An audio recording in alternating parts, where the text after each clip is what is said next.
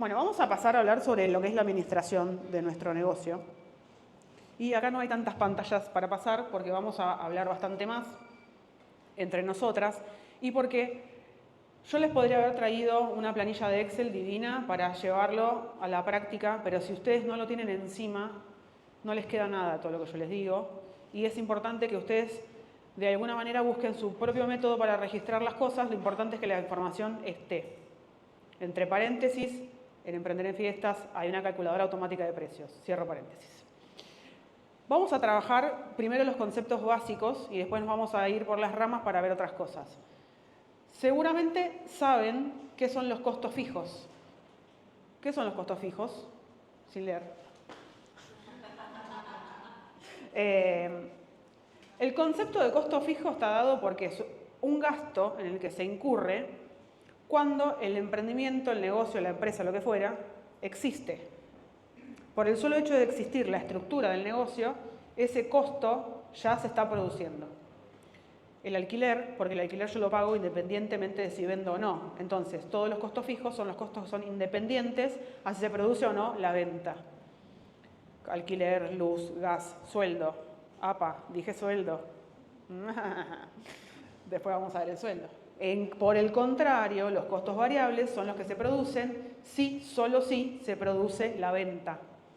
Que entonces van a ser los costos que están directamente relacionados con ese producto o servicio que vendí.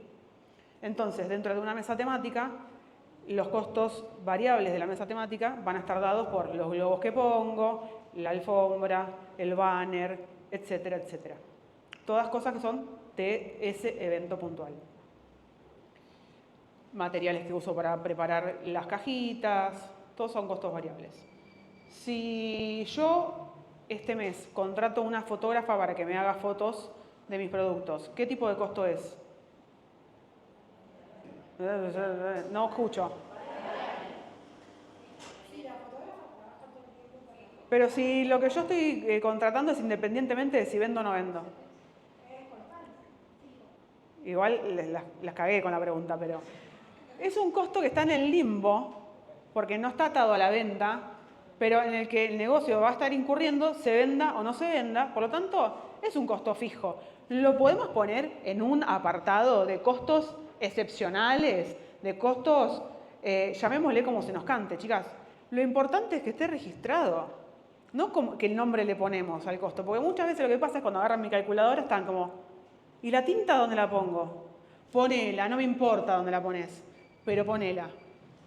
Y el sueldo, que yo lo separo acá, porque es un ítem que lo tenemos que trabajar en profundidad, es un costo fijo, porque no importa si yo vendo o no vendo, yo me tengo que pagar.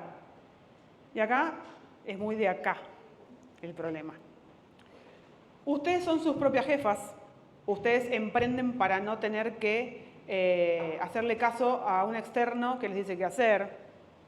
Ustedes emprenden para tener independencia financiera, independencia de horarios, no importa por qué emprenden, pero ustedes se tienen que pagar su propio sueldo, porque el negocio es uno, ustedes son otra cosa, y sin importar si vendieron un montón o si vendieron poquito, el sueldo ustedes lo tienen que cobrar porque igual trabajaron. Se haya producido o no la venta, ustedes igual trabajaron. Ahora, si esto, tema aparte, si ustedes quieren atar un porcentaje de comisión por ventas, es un tema que ustedes pueden discutir con ustedes mismas. ¿Sí? Pero si yo me pago mal a mí misma y me estoy explotando, corre por cuenta mía. ¿A quién le debo? A mí. Bueno, entonces, ¿cómo me pago? ¿Cómo me pago el sueldo? Una que me diga cómo se paga el sueldo. Hablen de a una porque si no, no escucho. A ver, levante la mano la que quiere decir cómo se paga el sueldo. ¡Cling!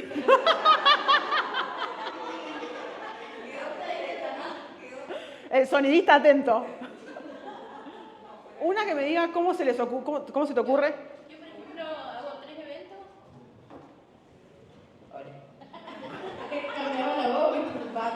Espera. Yo, por ejemplo, de 2 semanas, o sea, son quincenales mis pagos de la semana hice 3 eventos y en el otro 4, bueno, el de esa semana, de esa quincena, me dejó un evento para mí. Lo demás, uno para invertir, el otro para pagar al empleado, los globos y bueno, y así.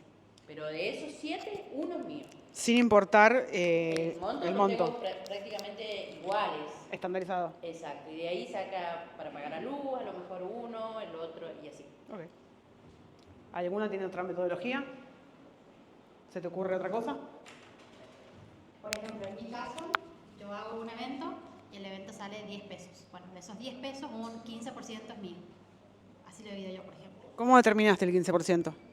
Porque, por ejemplo, a ver, ningún sueldo va a ser igual, porque no todos los eventos son de 100 personas, 200, 300, los mobiliarios no son los mismos, los días no son los mismos, las distancias no son las mismas, entonces nunca va a ser igual el sueldo, o por lo menos para mí. Pero sí o sí un porcentaje de todos los eventos es mío, porque fue el tiempo mío de pescar el cliente, ir y venir y todo lo demás. Bueno. Decepcionada. Decepcionada que nadie haya respondido correctamente.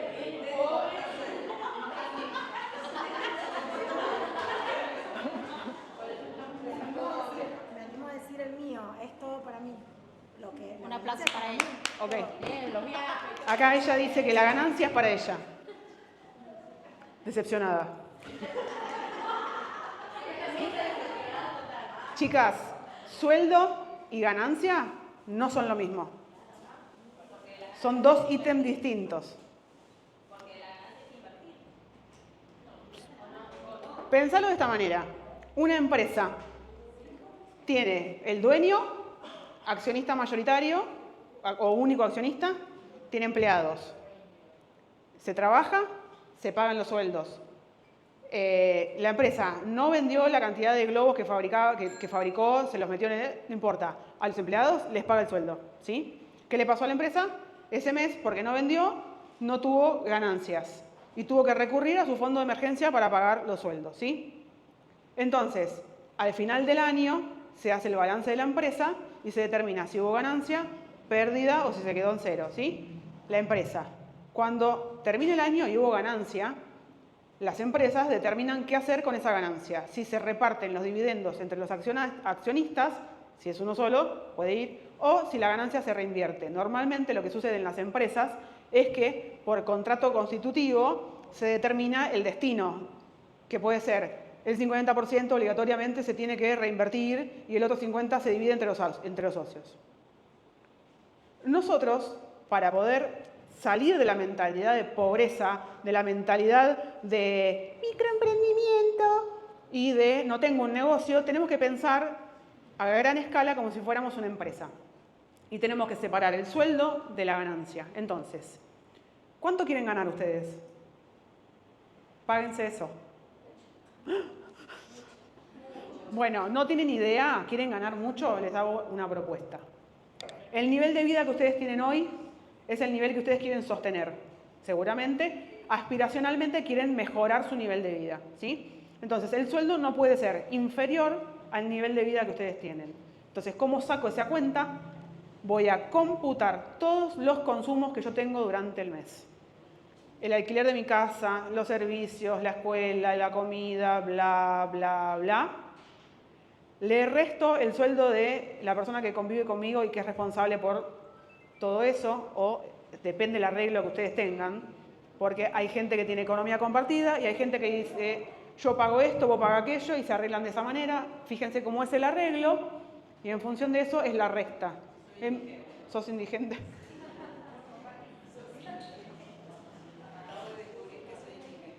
Entonces, en mi caso, y hago el ejemplo con la división para simplificar, lo mío es tuyo, lo tuyo es mío y todo va a lo mismo y cuando sobra, sobra y vemos qué hacemos y demás. Entonces, yo hago la cuenta de los gastos de la casa, le resto el sueldo de mi marido y lo que me da es lo que yo necesito cobrar para sostener el nivel de vida que tengo. Ahí yo podría agregar, para mejorar mi nivel de vida, ¿qué quiero? ¿Ahorrar?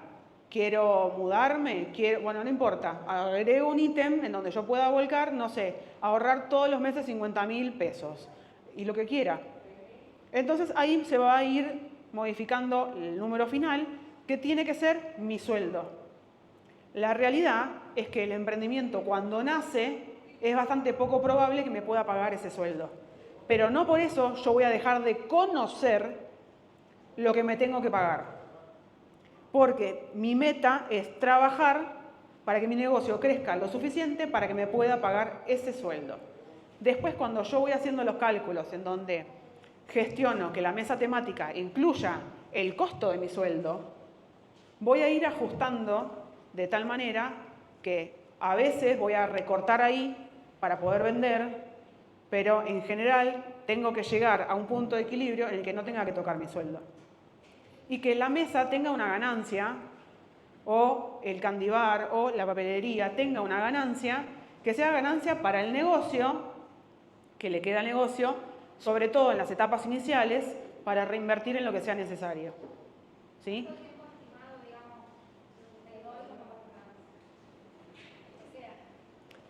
Yo te puedo decir, no, en un año tenés que estar pudiendo pagar el sueldo y te estoy metiendo presión para que en un año lo consigas.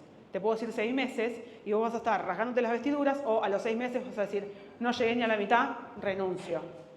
Entonces, la estructura de negocio de cada uno es como la huella digital. No hay otra igual. Yo alquilo una casa de 5 ambientes. ¿Necesito? ¿Mi familia necesita 5 ambientes? No. Pero yo ahí tengo mi depósito y mi taller para trabajar. Si yo tuviera que vivir en una casa sin emprender, viviría en un 3 ambientes o 4 ambientes como mucho. Entonces, parte de mi nivel de vida y parte de mi negocio, que comparten eso, tienen que ir como regulando. Y mi estructura de negocio implica eso. Esa concesión que yo hice cuando me mudé, de decir, voy a ir a alquilar un lugar extremadamente enorme, que después me lo limpia Magoya, porque quiero emprender en mi casa. Acto seguido, en un momento llegó contratar a Graciela para que venga a limpiar. Inversión, no gasto. ¿Qué puedo hacer? Puedo meter el sueldo de Graciela adentro de mi estructura de negocio.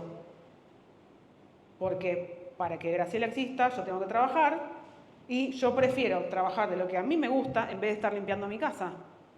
Entonces, mientras Graciela limpia, yo trabajo de lo que a mí me gusta. Y yo gano más que Graciela, entonces le puedo pagar el sueldo. Si en cambio yo digo, no, bueno, como no sé cuánto sueldo pagarme, voy a tomar como referencia el convenio de empleadas domésticas, porque mucha gente me ha dicho eso, o el convenio de comercio. ¿Por qué vos vas a negociar con empleados de comercio tu sueldo? ¿Vos sos empleada de comercio? ¿Sos empleada doméstica? No. Entonces, negocia con vos misma tu sueldo. Entonces, la rentabilidad o ganancia, en criollo, es la diferencia entre los ingresos que generó el negocio y los egresos, ¿sí? Lo que gastó y lo que ingresó. Esa es la rentabilidad o la ganancia. Y el punto de equilibrio es lo que conocemos como el puntito en donde se juntan los ingresos con los gastos, que genera que los ingresos fueron suficientes para cubrir todos los gastos del negocio. Me importa más que puedan pagarse el sueldo de alguna manera que tratar de hacer la parabólica para encontrar el punto de equilibrio, porque acá no somos economistas.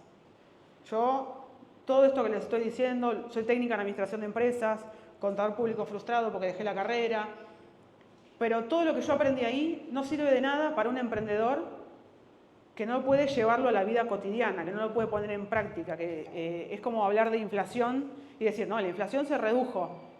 ¿Pero por qué se redujo? Porque la gente no tiene plata para ir a comprar, no porque los números empezaron a funcionar mejor.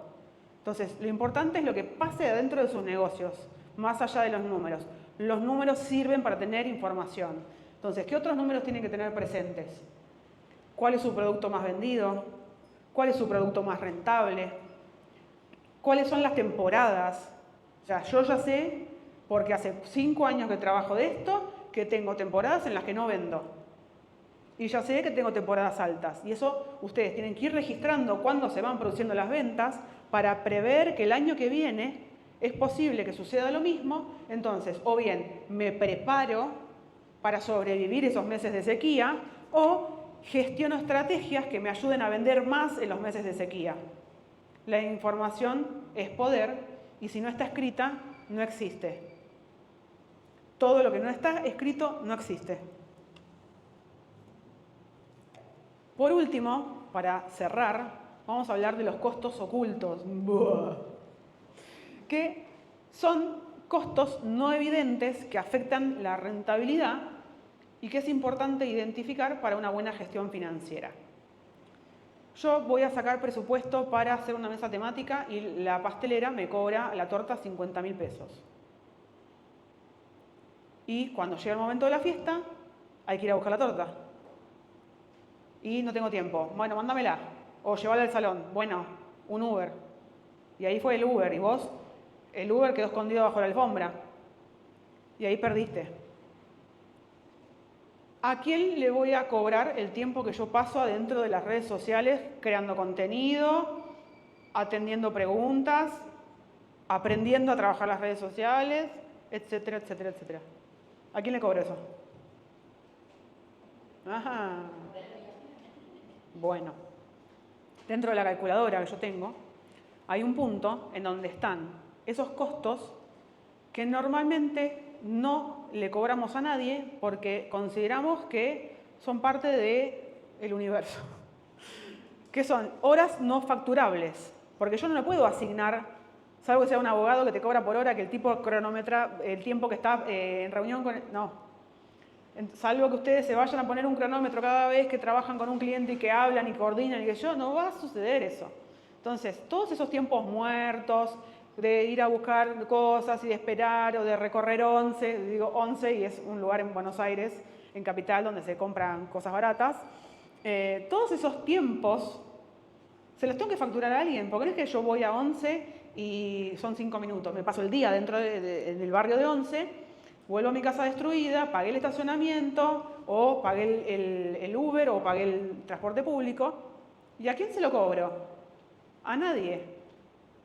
Sí, vamos a tratar de alguna manera de calcular semanalmente cuántas horas le dedico a las redes. Si ustedes, por ejemplo, entran a Instagram por un lugar en configuración, ya no me acuerdo ni cómo llegar porque todo el tiempo te cambian todo, te muestra cuánto tiempo de uso pasas en la aplicación. Bueno, yo les invito a que todas esas horas de uso que pasan en la aplicación la pongan como tiempo no facturable, porque en general, salvo que estén dispersándose, lo usan o porque se están inspirando, o porque están viendo qué carajo publicar, o porque están publicando, o porque están contestando. Entonces es tiempo de trabajo, que a alguien hay que cobrárselo. Cuando ustedes lo meten adentro de mi calculadora, lo que sucede es que estos costos, que son como no atribuibles a nadie, se desparraman en todas las decoraciones que hacen a lo largo del mes. ¿Para qué? Todos los clientes paguen un poquito de los costos fijos, todos los clientes paguen un poquito de los no facturables. ¿Qué otro costo no facturable se les puede ocurrir? Algo que está como imperceptible.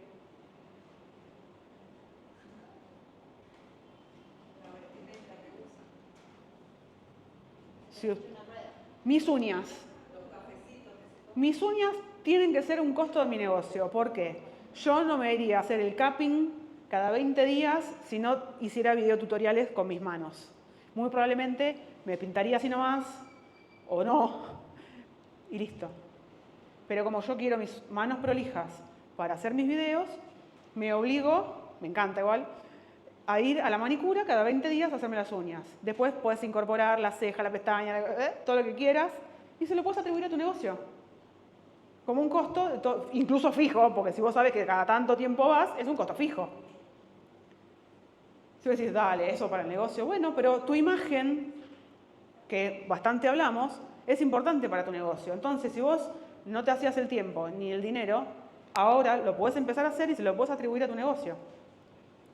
Pero hay un costo no facturable muy importante que no tenemos en cuenta hasta que se rompe algo. Las amortizaciones se llaman. Los bienes de uso, las herramientas, van perdiendo valor, se van deteriorando con el desgaste. Entonces, se está agarrando la cabeza uno, también. Tienen desgaste. Entonces yo tengo una impresora, tengo un plotter de corte, tengo un inflador, tengo un montón de cosas que son mis herramientas de trabajo sin las cuales no vivo. que yo tengo que ir cobrándole a la gente que me compra para poder amortizar el uso de esos elementos. Entonces, cuando a mí me dicen, ¿cuánto tengo que cobrar por cortar unos stickers con el plotter? Agarrá, fíjate cuánto vale el plotter, distribuílo en, no sé, en un año, cuánto valen los repuestos del plotter, cuánto vale la cuchilla. Bueno, no es tan simple sacar el cálculo de cuánto vale un corte de un sticker. Cada cual tiene que hacer sus propios cálculos. Yo puedo querer amortizar el plotter en 12 meses, en 6 meses, y va a depender del uso que le doy. Si lo tengo ahí para ponerle cada tanto a un globito, un vinilo, o si yo vivo cortando todos los días. El desgaste es distinto. Entonces, todas las herramientas van a tener un valor que vamos a tener, sobre todo las importantes. No me pongan el desgaste del cúter porque es un cúter. Pero el mobiliario. ¿Cuántas veces usamos una mesa hasta que hay que hacerle un mantenimiento o una reparación? Hay que amortizar el mobiliario. Que ustedes lo pueden pensar como cuánto me costó comprarlo y lo divido en el tiempo que yo quiero tardar en amortizarlo, que sería, traduciendo al criollo, cuánto tiempo quiero recuperar la inversión. ¿Sí? Me salió 5.000 pesos y lo quiero recuperar en 5 meses, 1.000 pesos todos los meses tengo que cobrarle a la gente a la que le vendo ese mobiliario. Después, yo puedo seguir cobrándole a la gente ese mobiliario y armarme un depósito de emergencia para futuras reparaciones, rupturas, etc. Si el elemento que yo estoy amortizando sobrevive ese tiempo, buenísimo, todo lo demás es ganancia. Pero las cosas tienen una vida útil. Y hay, como estas, seguramente haya más costos que ustedes no lo ven a simple vista, que están ahí dando vuelta y que los tienen que tener en cuenta. Entonces, la próxima vez que les pidan una torta con la mesa temática, piensen por adelantado cuánto le podrían sumar por el traslado. Lo hagan ustedes o lo haga un tercero. La organización. Ustedes le van a pedir a la pastelera, van a hablar un montón con la pastelera para coordinar la paleta cromática y no sé qué y no sé cuánto. Es tiempo. Cobren ese tiempo. Entonces, si la torta sale 50, para no rasgarse las vestiduras tratando de sacar un cálculo con una derivada a la enésima potencia de no sé qué, bueno, vamos a sumarle el 15% a la torta para contemplar el traslado y el tiempo de coordinación. No es que yo estoy sacando tajada, yo estoy sumando un valor extra que yo estoy aportando a la torta. La torta no se teletransporta. La torta no va a pegar con la decoración que yo armo por ósmosis, sino que yo me voy a ocupar de diseñar un proyecto que tenga coherencia visual, que la torta tenga los colores que corresponde, voy a comunicarlo, todo eso lleva trabajo. ¿Sí? Conclusión. Emprender no es solamente explotar una habilidad. Es decir, yo soy buena para las manualidades, me voy a poner a hacer velas y con eso ya estoy. Hago la vela y me quedo así, esperando que me lluevan las ventas. Hago una guirnalda de globos y me quedo así esperando que me lluevan las ventas. Esos fueron los peores errores que yo cometí con mis emprendimientos anteriores. Yo hacía billutería, se me agotó mi círculo íntimo para venderle aros, me senté en una plaza. No pasaba nada. Y se agotó el negocio. Entonces yo no me puedo quedar sentada. Yo tengo que adquirir habilidades. Tengo que adquirir habilidades que me permitan ser mi propia encargada de marketing, mi propia contadora, un montón de cosas. Porque el emprendimiento, si no, no va a salir adelante. Y yo puedo elegir invertir tiempo, dinero o las dos cosas. Lo más rápido es invertir dinero y tercerizar y delegar. Para poder delegar tengo que saber qué es lo que estoy delegando. Yo no puedo delegar las redes sociales si yo no sé medianamente cómo se manejan. Entonces, primero me capacito en lo básico y después delego. ¿Por qué? Porque si yo delego y no sé nada, corro el riesgo de que me estafen. ¿Sí? No es lo mismo saber cómo funcionan las redes sociales que no saber y que una persona nos diga, sí, yo te cobro 50.000 pesos y te subo el contenido. Y lo único que hacen es subir fotos. Y vos pasa un año de pagarle 50.000 pesos y decís, pero no tengo resultado, la gente no me comenta nada. Y no había llamado a la acción. Y vos, porque no sabías que tenía que haber un llamado a la acción, y el que vos contrataste era el hijo del primo del tío del vecino de no sé qué, que Salió del secundario, dijo, bueno, voy a ver qué hago, y se puso a subir fotos y no sabe nada de marketing. Entonces yo tengo que saber para poder delegar. Delegar en sacar buenas fotos, delegar en las redes sociales, delegar a un contador el monotributo o los impuestos que tengamos en nuestro lugar de comercialización. Todo eso es importante que ustedes conozcan y que ustedes sepan para delegar.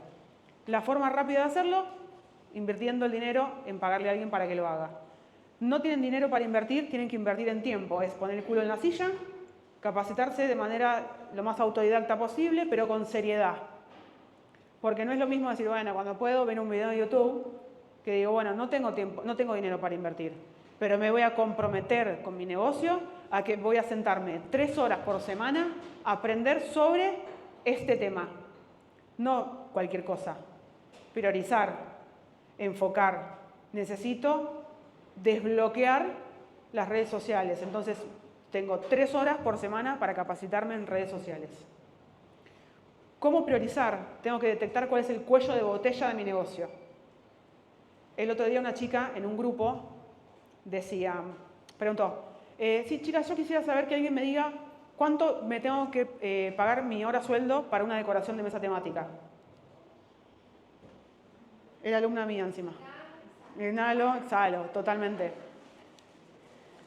Le escribo por privado para charlar sobre el tema, para no exponer el grupo a una conversación incómoda, y me decía, no, yo necesito que alguien me diga cuánto vale la hora del decorador. Y ella me decía a mí. Yo digo, pero no es así, vos tenés que, bueno, todo el speech, todo lo que hablamos acá, en un audio de 1 minuto. No, pero es que yo lo que no quiero es cobrar de más y que la gente se piense que yo los estoy estafando. Pero tampoco quiero cobrar de menos y no ganar nada. Entonces, ¿qué tenés que hacer? ¿Sacar tus propios números? No. Lo que pasa es que yo necesito que alguien me diga cuánto vale, y era el cuento de la buena pipa, no terminábamos nunca con la discusión, no hubo manera de hacerle entender que lo que cobras vos no es lo mismo que lo que cobras vos, que nadie. Entonces, no miren lo que hace el resto, no miren el valor de mercado, se tienen que cagar en el valor de mercado. No me importa cuánto vale la cajita Mailbox en Mercado Libre. Si a mí hacerla me sale 150 pesos y yo necesito subirle 100 pesos más, le subo 100 pesos más. Si necesito 500 más, le subo 500 más, porque es lo que yo necesito. Y yo emprendo para mí, no para el resto. Y si alguien se siente estafado, besito en la frente. Y si pierdo, el problema es mío, porque yo no me estoy valorando. Y muchas veces el problema viene por la autovaloración. Y muchas veces el cuello de botella somos nosotras mismas, que tenemos que trabajar en nuestro crecimiento personal para poder volcarlo en nuestro negocio. Gracias por haber venido, gracias por haber estado acá. Ustedes no saben, pero me están cumpliendo un sueño, vos sobre todo. 2024, en uno de los eclipses de no sé qué, de portal, de la mar en coche, hay que escribir en un papelito cómo nos visualizamos y pensar que se va a suceder y no sé qué. Y una de las cosas que yo puse fue, quiero recorrer mi país enseñando. Así que acá estoy. Gracias.